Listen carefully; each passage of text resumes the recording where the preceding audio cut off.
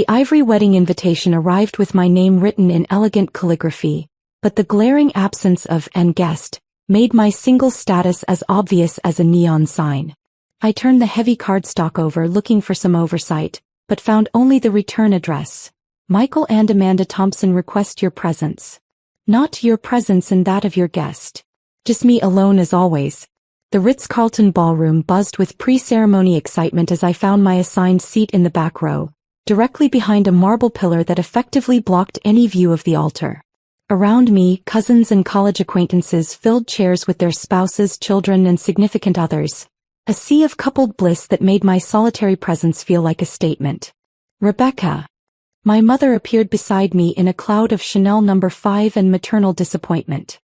You look lovely, sweetheart. That dress is very professional. I smoothed my navy sheath dress, purchased specifically because it looked appropriate for both weddings and board meetings. At 31, I'd learned to choose versatile pieces that could transition seamlessly from family obligations to the international business meetings that consumed most of my calendar. Where's your guest area? She continued, scanning the empty space beside me. No +1, I said simply. Mom's smile tightened with the particular brand of embarrassment reserved for family members who failed to meet basic life expectations. Oh, well, I suppose it makes sense. You're so focused on work there's hardly time for relationships. Michael strode over in his custom tuxedo, radiating the confidence of a man who'd achieved everything a 34-year-old was supposed to achieve. Corner office at Hartwell & Associates, beautiful fiancé with an equally impressive career, and the kind of social circle that populated country club directories. Becca. Glad you could make it. He kissed my cheek with practiced brotherly affection, then glanced around my seating area. Flying solo tonight? Seemed appropriate. Well, don't worry about it. Plenty of single guys here tonight. Amanda's law school friends, some colleagues from Hartwell. Maybe you'll meet someone who appreciates your unique lifestyle. My unique lifestyle. That was Michael's diplomatic way of referencing my frequent travel, my reluctance to discuss my work in detail, and my general failure to achieve the markers of conventional success that he could explain to his friends at dinner parties. Actually, Michael continued, lowering his voice conspiratorially, I wanted to give you a heads up about something. Charles Hartwell is here tonight, my CO, and he might come over to say hello. I've mentioned you work in consulting, but try to keep it general, okay? He's very traditional about family image. Charles Hartwell. I'd been hearing about him for 3 years as Michael climbed the ranks at Hartwell & Associates, a mid-size consulting firm that specialized in corporate restructuring and strategic planning. Michael spoke about Hartwell with the reverence usually reserved for religious figures. A brilliant businessman who'd built the company from nothing into a regional powerhouse. He's incredibly selective about his inner circle, Michael explained, straightening his bow tie nervously. Only associates people with real achievement, solid family backgrounds. Tonight's basically my unofficial evaluation for the senior partner track. I nodded, understanding while mentally calculating time zones. My assistant in London would be handling the final paperwork for tomorrow's acquisition announcement, while my legal team in New York was preparing press releases that would fundamentally restructure the regional consulting market. The thing is, Michael continued, Hartwell values family stability, traditional success markers. When he asks about your career, maybe emphasize the consulting aspect and downplay the unconventional parts. The unconventional parts. My refusal to discuss my work beyond vague references to business consulting. My apparent lack of career progression that anyone could identify. My failure to settle down, buy a house, or demonstrate any of the life achievements that made sense to people like Charles Hartwell. Rebecca works internationally, Mom added helpfully, joining our conversation with a glass of champagne. She travels constantly for her consulting projects. Very independent. Sounds fascinating, said Amanda, gliding over in her wedding dress like something from a fairy tale. Michael mentioned you work with overseas clients? That must be so exotic. Exotic. My work developing strategic acquisition frameworks for multinational corporations had been reduced to exotic travel consulting. Ladies and gentlemen, the wedding coordinator announced, please take your seats for the ceremony. We're ready to begin. I settled into my back row chair behind the marble pillar, pulling out my phone to check messages from 3 time zones while my family and their important guests prepared to witness Michael's perfect life milestone. The string quartet played Pachelbel's canon as Amanda floated down the aisle, her train cascading behind her like liquid silk. From my obstructed view behind the pillar, I caught glimpses of the ceremony between guests' heads and floral arrangements, enough to see Michael's beaming face as he married his accomplished attorney bride. During the vows, I discreetly checked my messages. 3 urgent emails from my acquisition team, 2 from the board of directors, and 1 marked confidential from our head of corporate communications. The confidential message was brief but significant. Rebecca Hartwell acquisition paperwork finalized.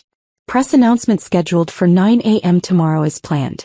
Charles Hartwell has been briefed and will remain as CEO under new ownership structure. Congratulations on number 12 this year. I glanced toward the front of the ballroom where Charles Hartwell sat in the 3rd row, distinguished and confident, completely unaware that his company had been purchased by the woman his star employee's family considered a professional disappointment. "You may kiss the bride," the officiant announced, and applause erupted as Michael and Amanda sealed their union with a kiss that would grace their mantelpiece for decades. The cocktail hour began immediately, with guests flowing toward the terrace where champagne fountains and passed hors d'oeuvres awaited. I used the crowd movement to find a quiet corner where I could handle business calls without attracting attention. "Rebecca." Michael appeared at my elbow, practically glowing with post-ceremony euphoria. "Come meet some people. Charles Hartwell specifically asked to be introduced to you." He guided me through clusters of celebrating guests toward a distinguished man in his early 60s who commanded attention simply by standing still. Charles Hartwell possessed the kind of executive presence that filled rooms and boardrooms with equal effectiveness. "Mr. Hartwell," Michael said with barely concealed excitement, "I'd like you to meet my sister Rebecca, the one I mentioned who works in international consulting." Hartwell extended his hand with practiced professional courtesy. "Miss Davidson, Michael speaks about you frequently. He mentioned you travel extensively for work." "Quite a bit," I confirmed, shaking his hand while noting the slight confusion in his eyes. Most successful executives developed an instinct for recognizing their peers, and something about our interaction wasn't computing correctly for him. "What type of consulting?" he asked, his tone politely interested but probing. "Corporate acquisitions and strategic restructuring," I replied simply. The change in his expression was subtle but immediate. His polite interest sharpened into something more focused, more analytical. "That's quite specialized work. Which firm do you work with?" "I'm independent. I work with various investment groups on acquisition projects." Michael jumped in helpfully. "Rebecca's very modest about her work. She travels constantly, works with international clients. Very impressive for someone who's still figuring out her career path." "Still figuring out my career path." I watched Hartwell's expression as he processed this contradiction. Highly specialized work versus someone still finding herself professionally.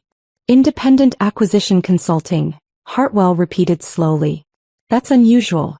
Most serious acquisition work happens through established firms with significant resources. Or private investment groups with specialized portfolios," I said quietly. Something clicked in Hartwell's expression. The polite professional interest transformed into something sharper, more calculating. He studied my face with the intensity of someone solving a complex puzzle. "Excuse me," he said, pulling out his phone. "I need to make a quick call." He stepped away from our group, phone pressed to his ear, speaking in urgent but quiet tones. Through the crowd, I could see him gesturing as he spoke, his body language shifting from social to deeply professional. "Strange," Michael observed. "He seems distracted suddenly. I hope I didn't say something wrong about your work." Amanda joined us, champagne glass in hand and glowing with bridal happiness. "What a beautiful ceremony. Mr. Hartwell seems very interested in Rebecca's career." "That's so nice. Successful people love mentoring others who are still building their paths." "Still building my path." I checked my watch. 8:47 p.m. The acquisition announcement would go live in 12 hours and 13 minutes, fundamentally changing Charles Hartwell's professional reality. My phone buzzed with a text from my legal team. "Hartwell briefing materials prepared for morning announcement. His employment contract guarantees CEO position under new ownership. Smooth transition expected." Hartwell returned to our group, his demeanor noticeably different. Gone was the politely interested social interaction, replaced by the focused attention of someone conducting serious business. "Ms. Davidson," he said formally, "could I speak with you privately for a moment? I have some questions about your consulting work." Michael beamed with pride. "Of course. Rebecca, this could be a wonderful networking opportunity." Hartwell guided me to a quiet corner of the terrace, away from the celebration's cheerful chaos. His entire demeanor had shifted from wedding guest to CEO conducting urgent business. "Ms. Davidson," he began carefully, "I just spoke with my head of corporate development. There's been some interesting activity in our company's ownership structure today." "Oh. Specifically, a complete acquisition by an entity called RD International Holdings. A company I'd never heard of until 30 minutes ago." His eyes never left my face. "My legal team just informed me that RD International Holdings is owned by something called Davidson Strategic Enterprises." I waited silently, watching him connect the dots with the methodical precision that had built Hartwell and Associates into a successful firm. "Davidson Strategic Enterprises," he continued, "is apparently owned by one Rebecca Davidson, a very successful acquisition specialist who's purchased 12 companies this year alone." The sounds of the wedding celebration, laughter, clinking glasses, the string quartet's romantic melodies, seemed to fade into background noise as Hartwell's professional world realigned itself around this new information. "So when my star employee's sister mentions she works in corporate acquisitions and strategic restructuring," he said slowly, "she's not describing her career aspirations. She's describing the business activities that just made her my new boss." "Technically," I corrected, "you'll continue as CEO. The acquisition is designed to be seamless for existing management and employees." Hartwell stared at me for a long moment, then began to laugh, not with humor, but with the sound of someone recognizing a cosmic joke being played at their expense. "Michael has no idea, does he? My family thinks I work in consulting." "You do work in consulting. You consult with companies about being acquired." He shook his head in amazement. "How long have you been building your acquisition portfolio?" 8 years. "And your family thinks you're still finding yourself professionally." It's easier than explaining. Through the terrace windows I could see Michael moving through the crowd, basking in the congratulations and attention that came with marrying well and working for a prestigious firm. He was in his element, surrounded by successful professionals who understood his achievements and could place his career trajectory in context they respected. "The press announcement goes live tomorrow morning," I said. "Your employees will learn about the ownership change through official channels. Your job security is guaranteed in the transition documents." Hartwell pulled out his phone again. "I need to call my board of directors. They'll want to understand what this means for company operations." Nothing changes operationally. I acquire well-managed companies specifically because they don't need restructuring. "And Michael?" I looked through the windows at my brother, who was animatedly describing his promotion prospects to a group of wedding guests, completely unaware that his career trajectory had just been fundamentally altered by his unsuccessful sister. "Michael's employment is secure. His performance reviews have been excellent." Hartwell's phone was buzzing with incoming calls. "I should take these.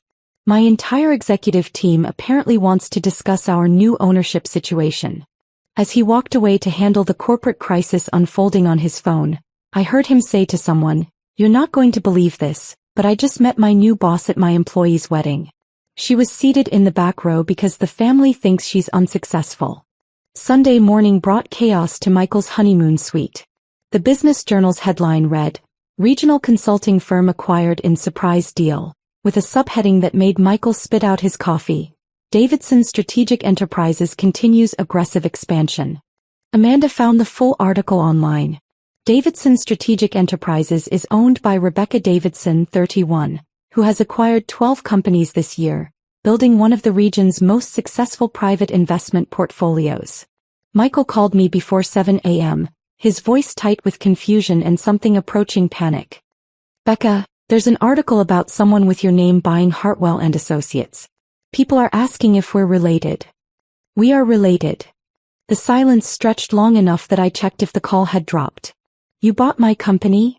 "I acquired a well-managed consulting firm with strong leadership and growth potential." What do you do for work? I buy companies, optimize their operations and build strategic portfolios. It's what I've been doing for 8 years while you explained to people that I was finding myself. Charles Hartwell called Tuesday to report that employee morale was actually higher after the acquisition announcement. Apparently, being owned by someone who builds successful companies is preferable to being owned by someone who might sell to the highest bidder. The most satisfying moment came Thursday when the Business Journal called for an interview about successful young entrepreneurs. The photographer wanted to shoot at my corporate office rather than a coffee shop, which seemed more appropriate for someone who owned 12 companies. Michael's wedding photos turned out beautifully, though he never framed the ones with me visible in the background. Apparently having an unsuccessful sister was manageable, but having a more successful sister required different conversations entirely. Sometimes the best wedding gift is learning who you really are.